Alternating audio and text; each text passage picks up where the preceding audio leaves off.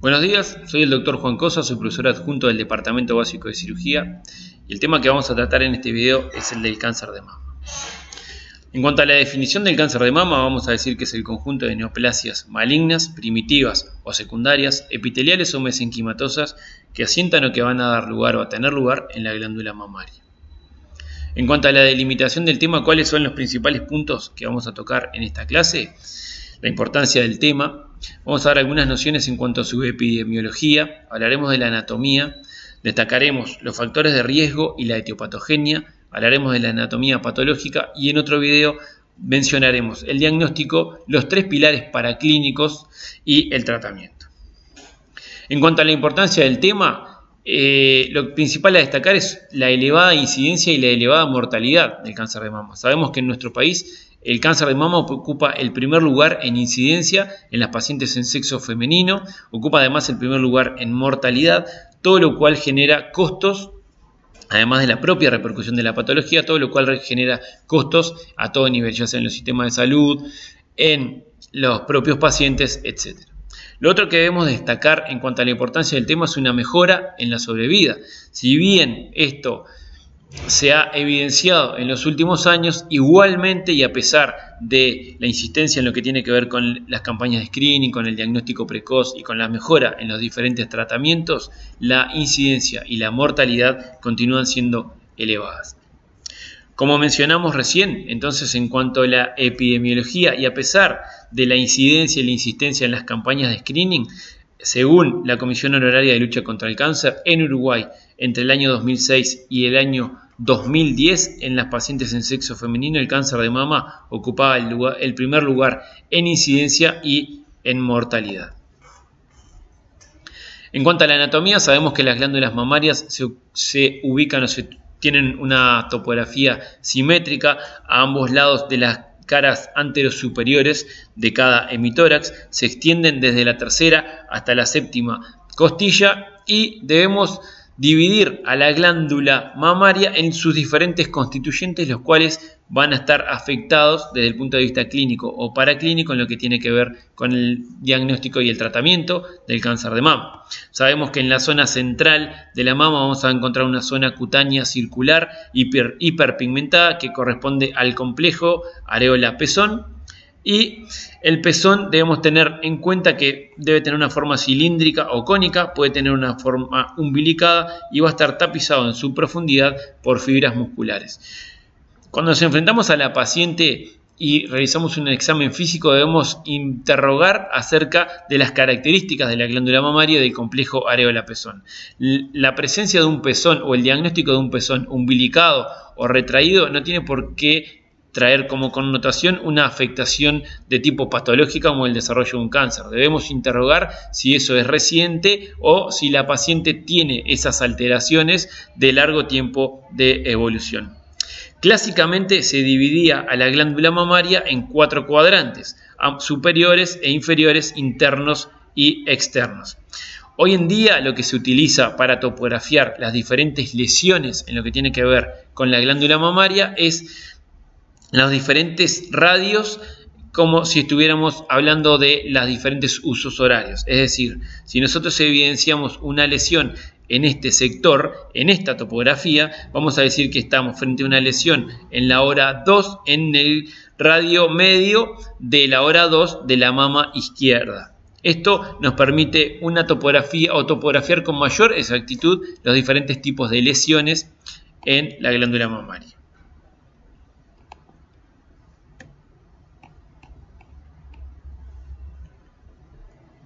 La glándula mamaria va a presentar además un tejido celular subcutáneo y se va a organizar en unos 15 a 20 lóbulos, los cuales están formados por los diferentes lobulillos y que a través de los conductos galactóforos van a desembocar en el seno galactóforo.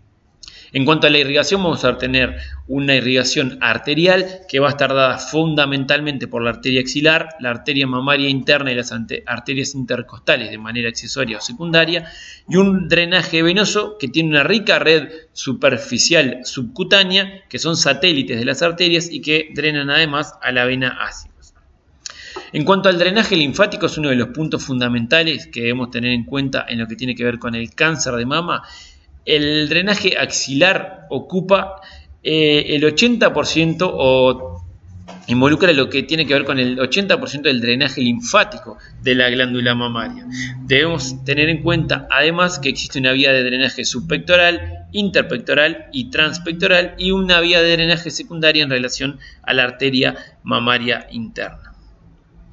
Lo que tiene que ver con los grupos axilares ganglionares clásicamente se dividen en 3 grupos ganglionares en relación al músculo pectoral menor. El grupo ganglionar número 1, que está por debajo del músculo pectoral menor, el grupo ganglionar número 2, que está por detrás del pectoral menor, y el grupo ganglionar número 3, que está por encima de este músculo. En cuanto a los factores de riesgo, los vamos a dividir en modificables y no modificables. Como factores de riesgo no modificables vamos a tener el sexo. El sexo femenino es un factor de riesgo por sí, ya que el 99% de los cánceres de mama se desarrollan en la mujer. En el hombre puede verse el cáncer de mama, es raro, pero debemos tenerlo en cuenta, y hasta en un 1% de los casos podemos ver tumores malignos en la glándula mamaria de pacientes de sexo masculino. En cuanto a la edad, es otro factor de riesgo no modificable. Sabemos que hay 2 grandes picos de incidencia, un primer pico de incidencia a los 45 años y un segundo pico de incidencia a los 60 años. Los antecedentes familiares de primer orden o una historia personal de cáncer de mama también son factores de riesgo no modificables, y la presencia de lesiones mamarias precursoras, como luego vamos a ver, que pueden considerarse como la hiperplasia ductal o lobulillar, siempre y cuando tengan atipias. En cuanto a los factores de riesgo modificables, y son aquellos que debemos insistir en las pacientes y en la población en general, vamos a tener los hábitos dietéticos. Sabemos que las dietas ricas en grasas, el alcohol, el tabaquismo pueden aumentar la probabilidad de el desarrollo de un cáncer de mama, la historia reproductiva, la terapia de reemplazo hormonal y las radiaciones ionizantes. En cuanto a la historia reproductiva, merece un capítulo aparte. Sabemos que mensualmente luego de la menarca y hasta la menopausia, la glándula mamaria va a estar bajo la influencia de las diferentes fluctuaciones hormonales. Es decir, que en cada ciclo menstrual la glándula mamaria va a estar bajo la influencia y va a presentar cierto grado de hiperplasia e involución. En aquellas pacientes que tengan una menarca precoz y una menopausia tardía y que no hayan tenido embarazos durante toda su vida, van a estar expuestas a un mayor número de ciclos ovulatorios. Es decir, que esa glándula mamaria estuvo durante mayor tiempo bajo la influencia de esos cambios hormonales, y mayor número de ciclos de hiperplasia e involución tuvo respectivamente. Por lo tanto, aumenta la probabilidad de que en uno de esos ciclos de hiperplasia e involución haya tenido una alteración o una mutación, desarrolle una hiperplasia y al punto de partida de ello desarrolle un cáncer. En cuanto a la etiopatogenia, sabemos que la gran mayoría de los tumores que vemos son de tipo esporádicos, un 70-80% no tienen ninguna relación ni con ningún gen de tipo hereditario y mucho menos con genes de tipo familiar. El carcinoma hereditario es aquel que tiene una historia familiar cargada en la cual hay un patrón de herencia autosómico dominante, y si bien se insiste en las mutaciones que tienen que ver, por ejemplo, con los genes BRCA1 y BRCA2, solamente un 25% de todos los tumores de mama que vemos son atribuibles a estas alteraciones. Además, las alteraciones genéticas asociadas al BRCA1 van a tener aumentado el riesgo de desarrollar cáncer de ovario y cáncer de colon y de próstata en hombres, y el BRCA2 de un riesgo aumentado de desarrollar un cáncer de mama en hombres. Es por esto que debemos interrogar a nuestras pacientes acerca de la historia familiar de cáncer, tanto masculino como femenino, teniendo en cuenta que si el padre, el abuelo o algún otro familiar han tenido cáncer de próstata o de mama, podemos estar frente a una historia de tipo familiar.